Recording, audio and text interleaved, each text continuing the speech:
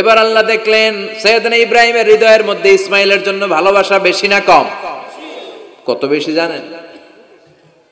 সৈয়দনা ইসমাইল যখন দুনিয়াতে এসেছে তখন সৈয়দনা ইব্রাহিম আলাইহিস সালামের বয়স ছিল 86। কত? আপনাকে বাগেরহাটে 86 বছর বয়সে কারো বাচ্চা কাচ্চা হয়? হ্যাঁ, আছে এরকম পালোয়ান? আছে কেউ? নাই। সৈয়দনা ইসমাইল যখন এসেছে দুনিয়ায় তখন সৈয়দনা ইব্রাহিমের বয়স কত ছিল? 86। তার মানে 86টা বছর আল্লাহর কাছে কাঁদছে আর দোয়া করছে, আল্লাহ একটা সন্তান দাও দাও দাও, দেয় নাই। 86 বছর বয়সে যে সন্তানটা দিল, ওই সন্তানের প্রতি মায়া, দরদ, মোহব্বত, ভালোবাসা বেশি না কম? আল্লাহ দেখতে চাইলেন ওই ছেলের জন্য মায়া বেশি নাকি আল্লাহর জন্য বেশি। আল্লাহ ডেকে বললেন, ইব্রাহিম দেখি হৃদয়ে কার জন্য দরদ আর ভালোবাসাটা বেশি। যাও আমার সন্তুষ্টির জন্য 86 বছর বয়সে পাওয়া কলিজার টুকরা দুধের বাচ্চা ইসমাইলকে জবাই করে আমার খুশি অর্জন করো। জবাই করো, স্যাক্রিফাইস করো, আমার জন্য উৎসর্গ করো। এরপর ওনার ছেলের সাথে কি বললেন আছে না নাই? ফালাম্মা বালাগা মাআহু সাইয়া ক্বালা ইয়া বুনাইয়া ইন্নী আরা ফিল মানামি আন্নী আযবাহুক ফানজুর মাযা তারা। দুধের বাচ্চা ছোট্ট ইসমাইল ডেকে বলে, ও ইসমাইল, আমি স্বপ্নে দেখেছি আমি তোমারে জবাই করছি, এখন কি করব? সুবহানাল্লাহ। আমার আব্বা যদি আমার কইতো, আপনার বাবা যদি বলতো, আব্বা তোরে তো দেখছি স্বপ্নে জবাই করি, আমরা কইতাম, আব্বা আমার দেখেন না, আমার বড়টারে দেখছেন। কথা কন। আমরা বলতাম, ছোটটারে দেখছেন, ওইটারে জবাই করেন, মাইজ্জাডারে করেন, বড়ডারে করেন, আইন আই হাইতান্ন। সুবহানাল্লাহ কইবেন না? কি বাবা, কি ছেলে! ইন্নী আরা ফিল মানামি আন্নী আযবাহুক ফানজুর মাযা তারা। ইসমাইল স্বপ্নে দেখেছি তোমারে জবাই করতেছি, কি করব কও? সাইয়েদনা ইব্রাহিম এই প্রশ্ন করার পরে সাইয়েদনা ইসমাইল বললেন, ক্বালা ইয়া আবাতি ফাআল মা তুমার। বাবা আপনি স্বপ্নে যা দেখেছেন ঠিক তাই করেন, যা দেখেছেন তাই করেন। আমগো পোলাগুলাও পোলা, ওনার পোলাও পোলা। সাতাজিদুনি ইনশাআল্লাহু মিনাস সাবিরিন। আব্বা আমি তো ডরাই না, আপনি ডরায়েন না। আমি ভয় পাই নাই, আমি ভয় আছে, আপনি ভয় পান কিনা? আল্লাহু আকবার। কি ছেলে দিয়েছিল আল্লাহ তারে! ইফআল মা তুমার সাতাজিদুনি ইনশাআল্লাহু মিনাস সাবিরিন। ও বাবা আপনি ভয় পায়েন না, ইনশাআল্লাহ আপনি আমারে ধৈর্যশীল দেখতে পাবেন, আপনি আমারে ধৈর্যশীল দেখতে পাবেন। তাহলে ছেলের সাথে কি কথা হয়েছে কোরআনে আছে না নাই? বলতে দেরি, ছুরি নিয়ে গলার মধ্যে ছুরি চালাতে 1 সেকেন্ডও দেরি করে নাই। সুবহানাল্লাহ পড়েন। তার মানে এই পরীক্ষায়ও আল্লাহ বলেন, ক্বাদ সাদ্দাকতার রুইয়া ইন্না কাযালিকা নাজজিল মুহসিনিন। ইব্রাহিম ছুরি আর চালায়ও না। ইসমাইলকে মারা আমার উদ্দেশ্য না, তোমার হৃদয়টা দেখা উদ্দেশ্য। এই ইসমাইল মরে গেলে তো সব ঘটনা উলটপালট লেগে যাবে, কারণ আখিরি জামানার পয়গম্বর বিশ্বনবী মুহাম্মদ রাসূলুল্লাহ সাল্লাল্লাহু আলাইহি ওয়াসাল্লাম এই ইসমাইলের বংশে পৃথিবীতে আগমন করবে। চিল্লায় কোন ঠিক কিনা? ইসমাইলকে বাঁচিয়ে রাখা আল্লাহর জন্য ওয়াজিব, আল্লাহ নিজের জন্য এটাকে আবশ্যক করেছেন। সুবহানাল্লাহ পড়েন। কুড ইউ ইমাজিন কি স্যাক্রিফাইস তিনি করেছেন, প্রতিটা পরীক্ষায় পাস। পরীক্ষার ফলাফলে আল্লাহ কি বললেন, তোমার আমি কি বানাইলাম? নেতা। নেতা হওয়া এত সোজা না। লিডারশিপ কোয়ালিটিটা অনেক গুরুত্বপূর্ণ কোয়ালিটি, এটা চাইলেই পাওয়া যায় না।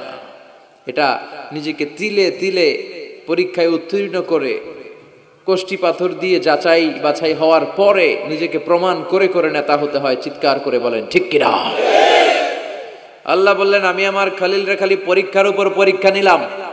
যারে আল্লাহ ভালোবাসে বেশি তার জীবনে পরীক্ষাও। বিশ্বনবীরে আল্লাহ বুঝাতে চাইলেন, ও আমার নবী, আপনার জীবনটা পরীক্ষাময়। এত পরীক্ষা দেখে বিচলিত হওয়ার কিছু নাই, টেনশনে পড়ার কিছু নাই, নিরাশ হওয়ার কিছু নাই। আপনার পিতা ইব্রাহিমকেও এরকম অনেকগুলো আমি পরীক্ষা নিয়েছি, আর প্রতিটা পরীক্ষায় আমার ইব্রাহিম খলিল সফলতার সাথে উত্তীর্ণ হয়েছে। আসাদুন নাসি বালাআন আল আম্বিয়া।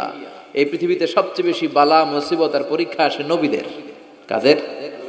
সুম্মাল আমসাল ফাল আমসাল। এরপরে সিদ্দিকিনদের, শুহাদাদের, সালেহিনদের। ইবতালা আর রাজুলু হাসাবা দীনি। ব্যক্তির দিনদারি যত বেশি তার উপর আল্লাহর পরীক্ষাও।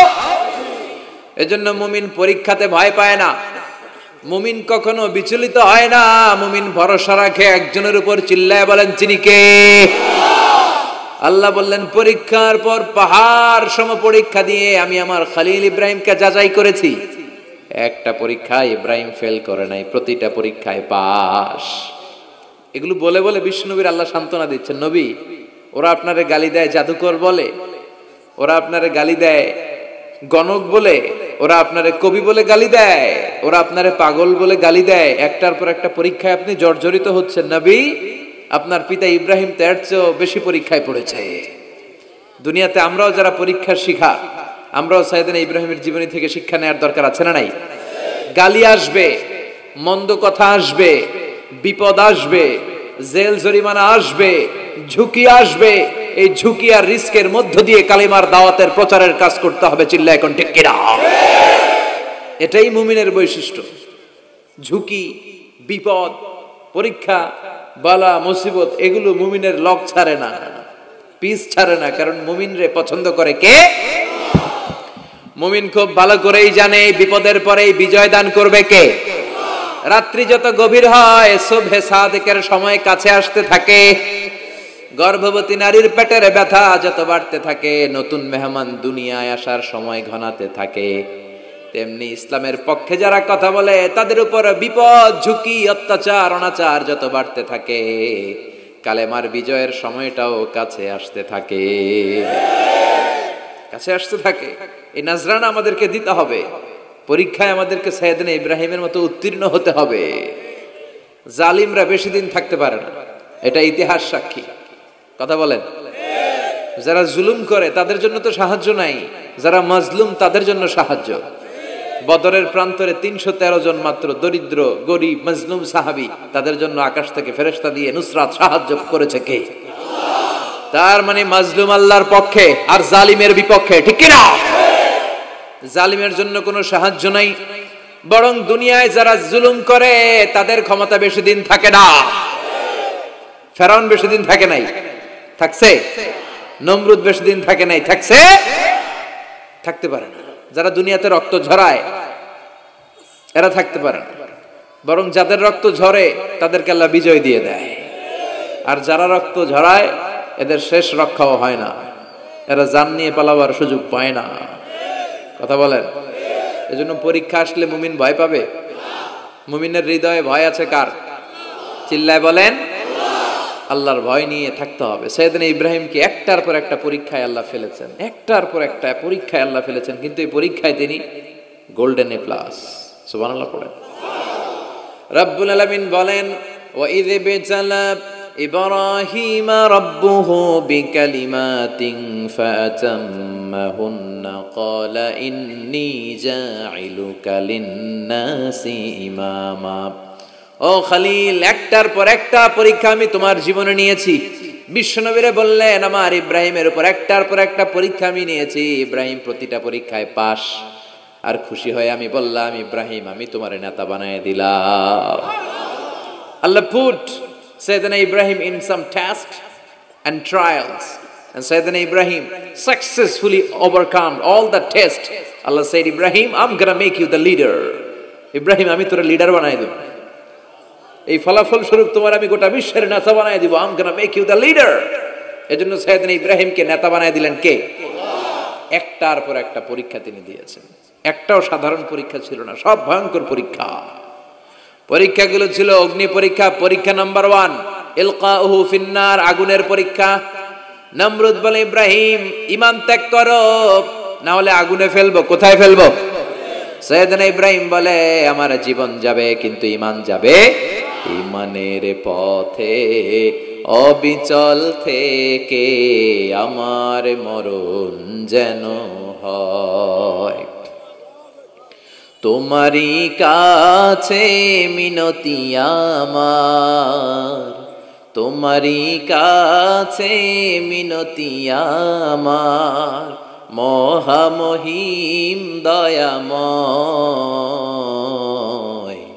ঈমানের পথে অবিচল থেকে আমার মরণ যেন হয়। পড়ে না আমিন। নমরুদ বলে ইব্রাহিম ঈমান ছাড়ো, তা না হলে আগুনে ফেলবো। ইব্রাহিম বলে জীবন যাবে কিন্তু ঈমান যাবে। তার মানে পরীক্ষায় পাস, আগুনে ফেলে দেয়া হলো, ঈমান হারা করতে পারে নাই নমরুদ। তার মানে আগুনের পরীক্ষায় নাকি ফেল না পাস। পরীক্ষা নাম্বার 1। পরীক্ষা নাম্বার 2 আল্লাহ বললেন ইব্রাহিম কলিজার টুকরা সন্তান ইসমাইলকে আর প্রিয়তমা স্ত্রী হাজারকে মক্কার ধুধু প্রান্তরে রেখে আসো, যেখানে কোনো মানুষ নাই, কোনো পাখি নাই, কোনো প্রাণী নাই, কোনো খাওয়ার পানিও নাই, কেউ নাই, জনমানব শূন্য এলাকার মধ্যে ফ্যামিলির সবাইকে রেখে আসো, ইসমাইলরেও রেখে আসো, হাজারকেও রেখে আসো। কোনো টু শব্দ করলেন না, সাইয়েদনা ইব্রাহিম কিছু জিজ্ঞেসও করলেন না, বলার সাথে সাথে ওনার স্ত্রী আর কলিজার টুকরা বাচ্চাটারে মক্কার ধুধু প্রান্তরে রেখে দিয়ে আসলেন। এই পরীক্ষায়ও কথা বলেন, এই পরীক্ষায়ও আমাদেরকে যদি আল্লাহ বলে যাও তোমার সন্তান তোমার স্ত্রীকে রেখে আসো সাহারা মরুভূমিতে, পারবেন? হ্যাঁ, কি পরীক্ষা দিয়ে আল্লাহর প্রিয় হয়েছে।